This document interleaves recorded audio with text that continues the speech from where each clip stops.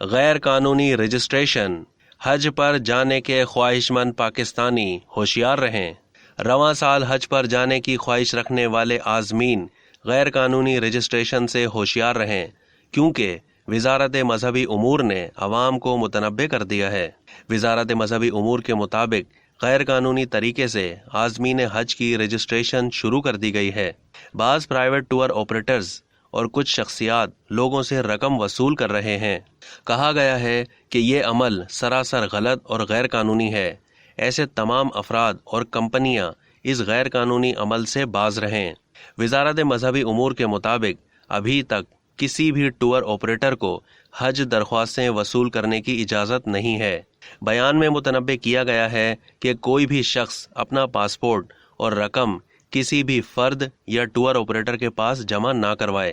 وفاقی وزیر مذہبی امور مفتی عبدالشکور نے حج درخواستیں وصول کرنے کا اعلان کرتے ہوئے کہا تھا کہ 1 مئی سے 13 مئی تک حج درخواستیں بما 50,000 روپے ٹوکن منی وصول کی جائیں گی۔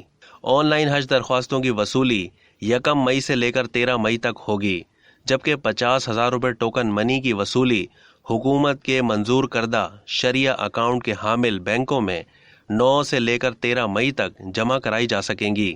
اب تک کے لیے اتنا ہی۔ مزید معلومات کے لیے ڈیلی جنگ کے یوٹیوب چینل کو سبسکرائب کرنا نہ بھولیے اور فیس بک کے پیج کو بھی لائک کرنا نہ بھولیے۔